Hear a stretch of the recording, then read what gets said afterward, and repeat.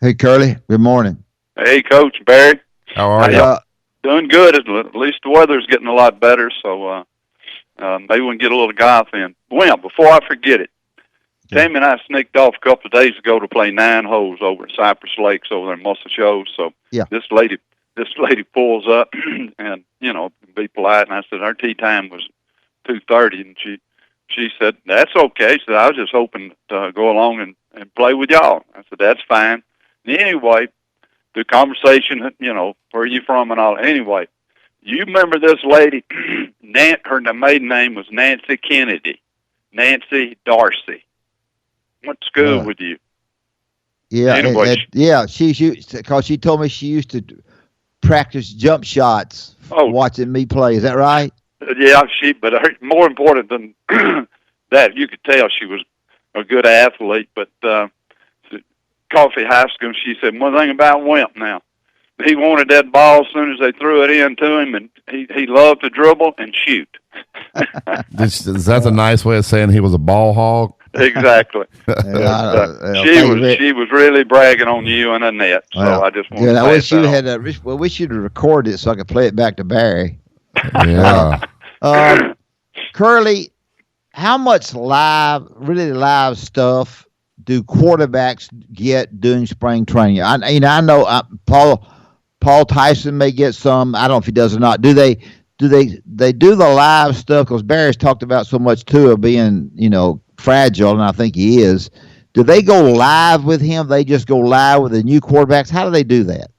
I think with with the two of what they would do at whatever color jersey that they put on him, that means don't hit him. Now those other guys that they're trying to find out who's going to be number 2 and 3. I imagine Coach Saban that they're live, but Really? everything would be full tilt except you pull up on two of them, and I imagine it might be the same with the color jersey on all the quarterbacks at certain times. But I truly believe they will have no limits on those other quarterbacks to see how they respond in pressure situations, how they respond with people breathing down their neck. So Will there I be a would lot of think live stuff? Will there be a lot of live scrimmages behind the little short 5-minute scrimmages? Will there be a lot of that? I would think there'd probably be a good bit of it to develop those other quarterbacks, and I don't think there's any doubt about that now. Yeah, because I always wonder, how do you learn to tackle if you don't ever let these guys tackle? I don't like a lot of teams don't tackle in practice, Curly. So if you don't tackle in practice, how do you become a good tackler?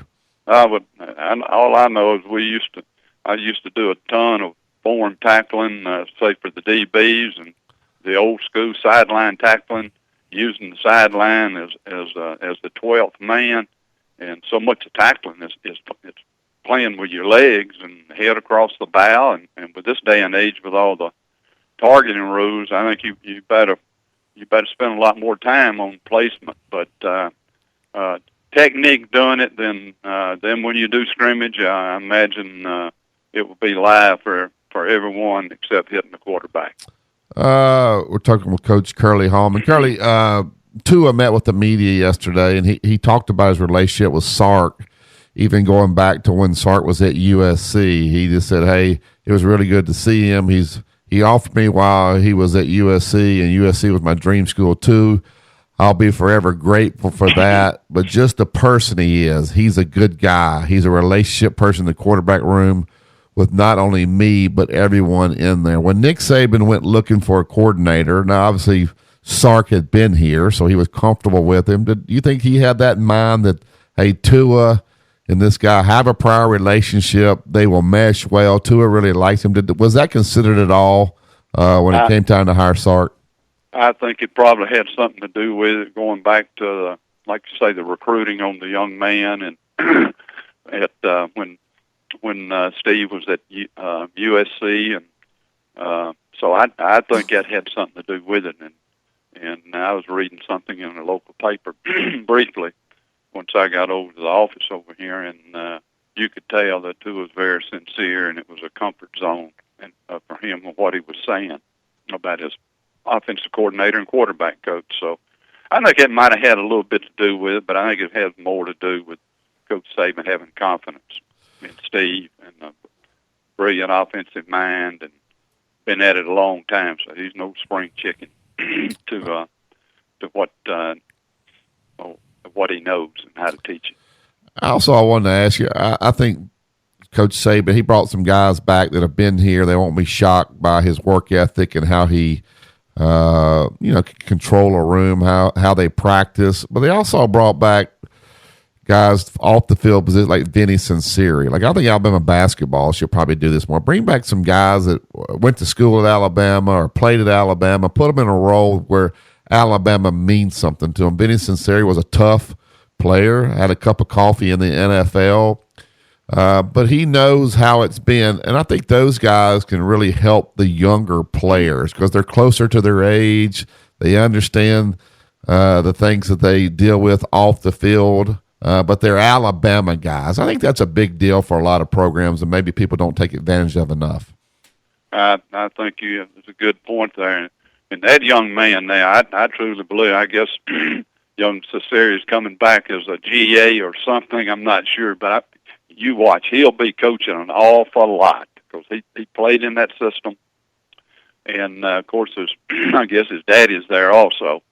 But the youngster, it will be coaching an awful lot. He knows what Coach Saban wants to do in the secondary, how to do it. He's been there, and I think that is a big, big plus. A young guy that's enthusiastic, and he knows the system, knows how to teach it, knows what Coach Saban wants. So I think he will be given a big role. Yep, Dan. We've got the 4-game redshirt rule. I think it's good, but also maybe a little bit bad. I'm not sure exactly what the bad is, but I guess that's the reason I'm asking you. But the force, it gives you a chance to look at the quarterback, so to speak, at the skill positions and not lose a year of eligibility. But talk about that. Well, back when I was coaching, we didn't have that 4-game rule, but I can see a lot of positives in what you're trying to prepare a kid. He's got the ability to play, but it's a little bit more once you go to that next level. The speed of the game is so much faster. The guys are bigger than high school. I think a great example is the youngster that played this year, the big tall cornerback. What name escapes me there a little bit. Number 2. Early in the year, he did not look very good to me. Then he got better towards the middle of the season and might have slacked off a little bit. There's an example, though. If he hadn't improved, there's a kid that played early, and then you might back off if you got other depth that can play. Then you still got 2 to 3 games for him to keep. Maybe put him in later to develop once his confidence level improves. But I think it is a good rule, and if it's handled right, it's for the player to develop. And so I like the rule. I wish we'd have had it years ago.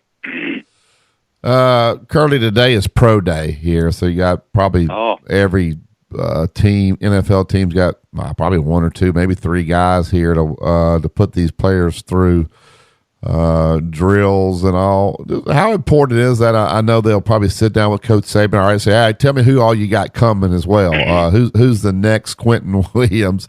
I think these things are what keep this program. Not that everybody doesn't have pro day, but these pros, these guys that are going to the pros are doing so well. You see the contracts they're signing now. The second contracts are tremendous. This is a big day for Alabama football and these players. Oh, big day, and that's one of the motivating reasons that they chose Alabama, because of the productivity of putting guys in the NFL. But it might be a little bit more relaxed atmosphere with the pro day on campus than it was for some of them that, went to the combine. But this is where they maybe find a guy that wasn't invited to the combine, that goes out there and his size and his flexibility and and his measurements in regards to the vertical jump, standing long jump, and the 40 if they're going to do that, which I feel sure they will. So, Alabama's a place where you can find some of those other guys that might be a 4th or 5th round draft pick that'll play in the NFL. Yeah, I think this is one area I want to get your take on this, where all the assistants leaving could possibly hurt a player or two, because those NFL guys, they probably got buddies who, Tosh Lapoy, for instance, he could really,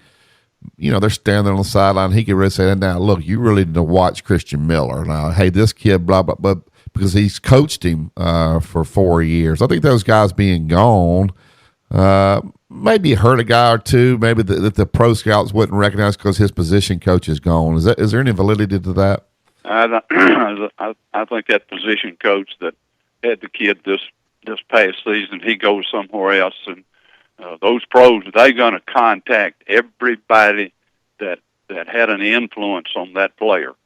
And I don't know if I've ever been around a coach that left that would not be totally honest.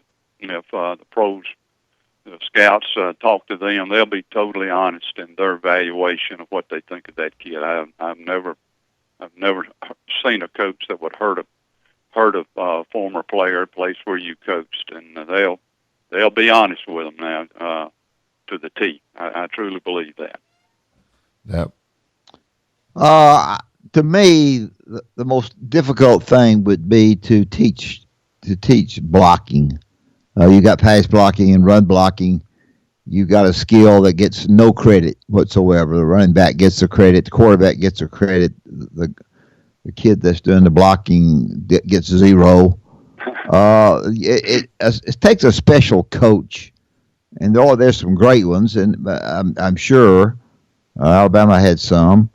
That's a difficult thing to do, is it not? It is, and the thing I think that Alabama and a lot of other schools do. We was talking about a little bit earlier about full speed.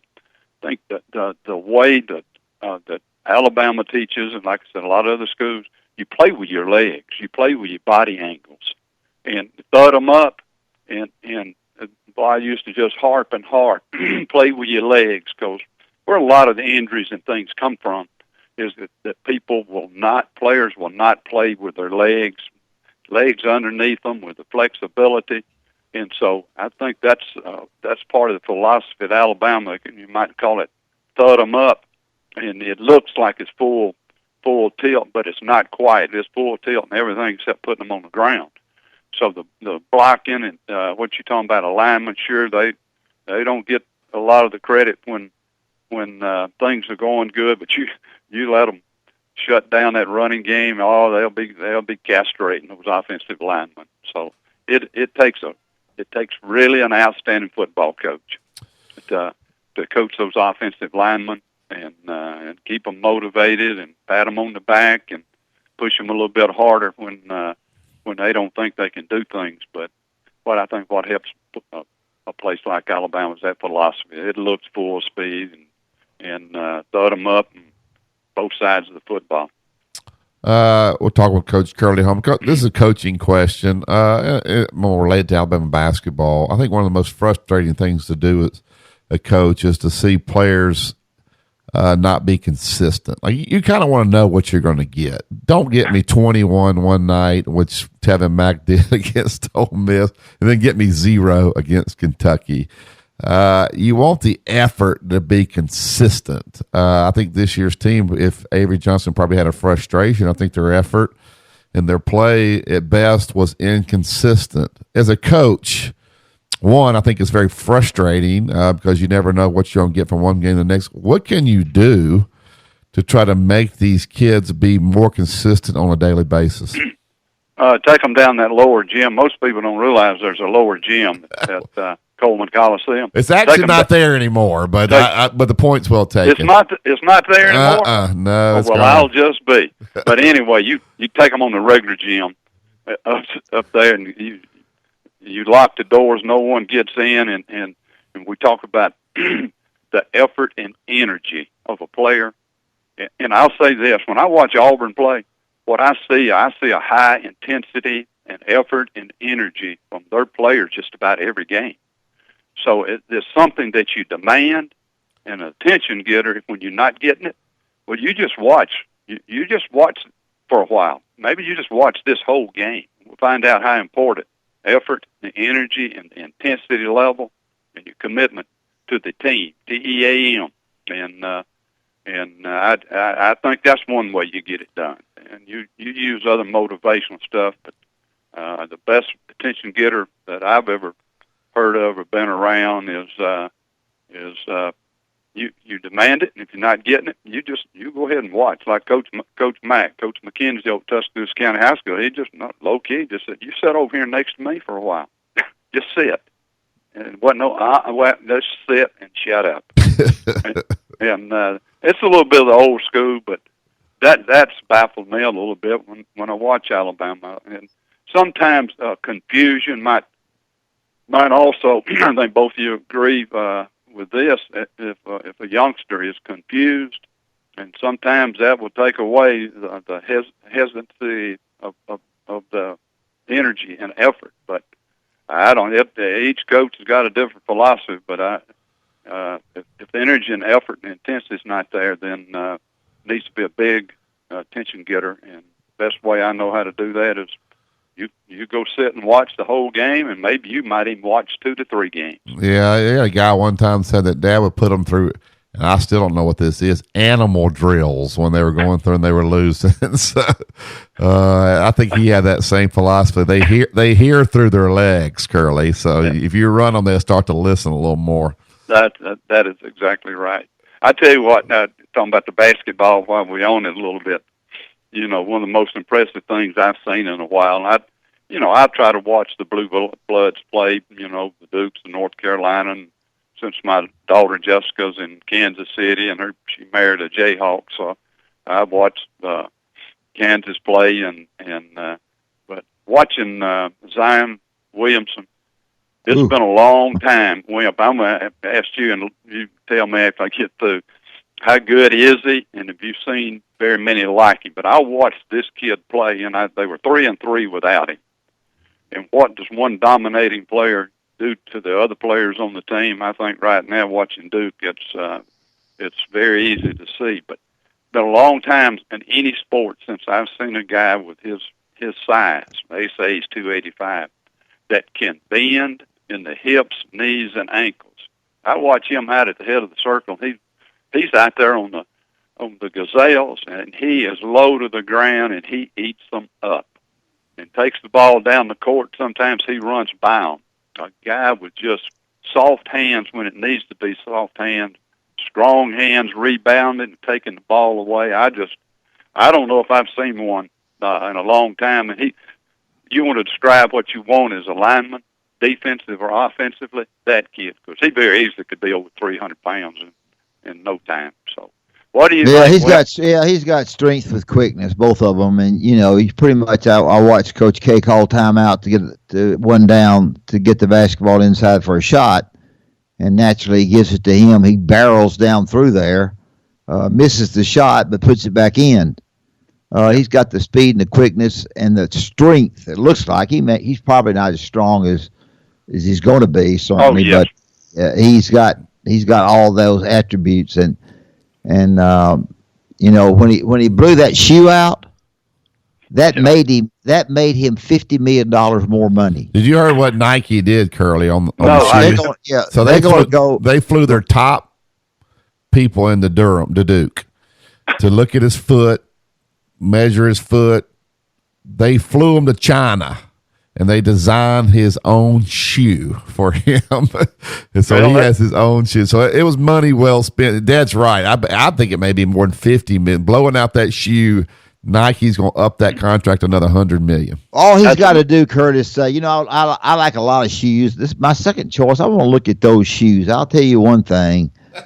They'll fill the pot up with money. Make sure they're blue. But that's one of the most impressive things that I've seen in basketball, watching him play, and I watched him before he got hurt and everything. But the other most impressive thing that I experienced here in the last few days was Grace Ann, my 13-year-old, one of the twins, in Birmingham. So I go down to watch Hudson, her brother, 13 years old, play lacrosse. Well, by the time that Grace Ann got in the car, she had this big, thick book.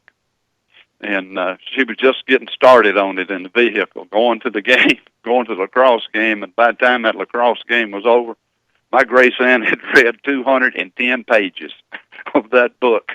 And I told her, I said, "Did you skip any pages?" She said, "No, Papa." She's a speed reader. So between Zion and my granddaughter Grace Ann, that's the two most impressive things I've experienced. That is 210 pages. 210 pages. I don't think Dad and I've read that many pages all combined in a decade. She didn't get that from you. I promise you, she didn't. I might have 210 pages in my life. I do read a little bit more now than I did when I was supposed to be reading. Yeah. Well, Curley, as always, great stuff. Who you got cutting the nets down in, I guess it's in Minneapolis? Who's going to win it all?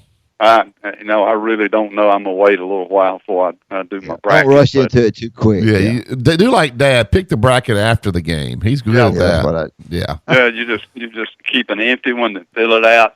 Yeah. About the halftime of the championship game, tell everybody you picked every one of them. Yeah, what was that Warren Buffett that said that if anybody picks a perfect bracket, he'll give them $1 million for the rest of their life every year. So I better start getting ready. I need it the golf season coming up. But, all right, thanks, Coach. Appreciate it. Thank you. Y'all have a good day.